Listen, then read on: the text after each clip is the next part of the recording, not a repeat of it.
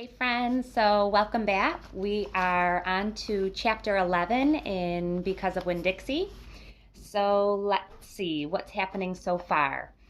We are excited because Opal isn't feeling so lonely anymore. She has made lots of new friends. We have Miss Franny Black. She has made friends with her. We have Sweetie Pie Thomas. She's going to go to her birthday. We have Otis. He works at Gertrude's Pets. And we have Gloria Dump. She's got some new friends. We have some setting changes, lots of new places. The Herman Black Memorial Library. We have Gertrude's Pets, where she has a new job. And she met Gloria Dump at Gloria Dump's house. She's a very nice old lady. She planted a tree with her, but the Dewberry brothers actually called her a witch. But we learned that she's not even close to that. She's actually a very nice woman that welcomed Winn Dixie and Opal into her house for a yummy peanut butter sandwich. So let's continue and see what happens in chapter 11. That night, there was a real bad thunderstorm. But what woke me up wasn't that the thunder and lightning. It was Winn Dixie, whining and butting his head against my bedroom door. "Winn Dixie," I said, "what are you doing?" He didn't pay any attention to me. He just kept beating his head against the door and whining and whimpering. And when I got out of bed and went over and put my hand on his head, he was shaking and trembling so hard that it scared me. I knelt down and wrapped my arms around him. But he didn't turn and look at me, or smile or sneeze or wag his tail, or do any normal kind of Winn Dixie thing. He just kept breathing his head. He just kept beating his head against the door and crying and shaking. "You want the door open?" I said. "Huh? Is that what you want?" I stood up and opened the door, and Winn Dixie flew through it like something big and ugly and mean was chasing him. "Winn Dixie," I hissed, "come back here." I didn't want him going and waking the preacher up. But it was too late. Winn Dixie was already at the other end of the trailer, in the preacher's room. I could tell because there was a spring sound that must have come from Winn Dixie jumping up on the bed. And then there was a sound from the preacher, like he was real surprised. But none of it lasted long, because Winn Dixie came tearing back out of the preacher's room, panting and running like crazy. I tried to grab him, but he was going too fast. "Opal," said the preacher. He was standing at the door to his bedroom, and his hair was all kind of wild on top of his head, and he was looking around like he wasn't sure where he was. "Opal, what's going on?" "I don't know," I told him. But just then there was a huge crack of thunder, and one so loud that it shook the whole trailer, and Winn Dixie came shooting back out of my room and went running right past me, and I screamed, "Daddy, watch out!" But the preacher was still confused. He just stood there, and Winn Dixie came barreling right toward him like he was a bowling ball, and the preacher was the only pin left standing. And wham! They both fell to the ground. "Uh-oh," I said. "Opal," said the preacher. He was lying on his stomach, and Winn Dixie was sitting on top of him, panting and whining. "Yes, sir," I said. "Opal," the preacher said again. "Yes, sir," I said louder. "Do you know what a pathological fear is?" "No, sir," I told him. The preacher raised a hand. He rubbed his nose.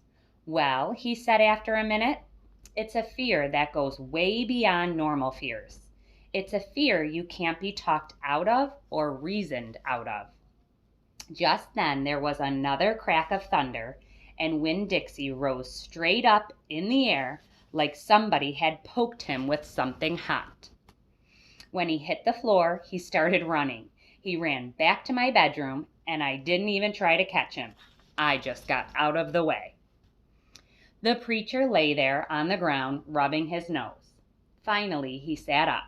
He said, "Opal, I believe Winn Dixie has a pathological fear of thunderstorms."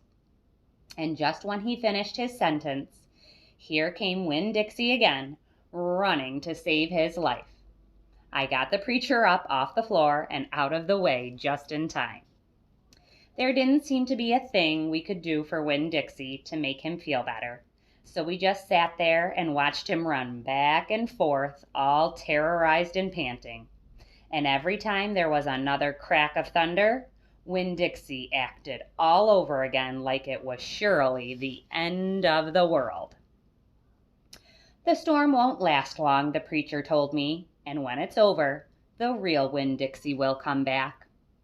After a while, the storm did end.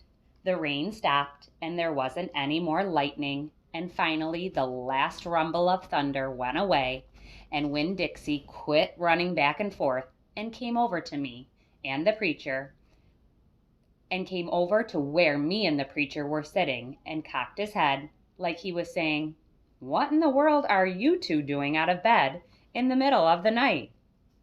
And then he crept up on the couch with us in this funny way he has, where he gets on the couch an inch at a time, kind of sliding himself onto it, looking off in a different direction, like it's all happening by accident, like he doesn't intend to get on the couch, but all of a sudden, there he is. And so the three of us sat there. I rubbed Winn Dixie's head and scratched him behind the ears the way he liked. And the preacher said, "There are an awful lot of thunderstorms in Florida in the summertime." "Yes, sir," I said.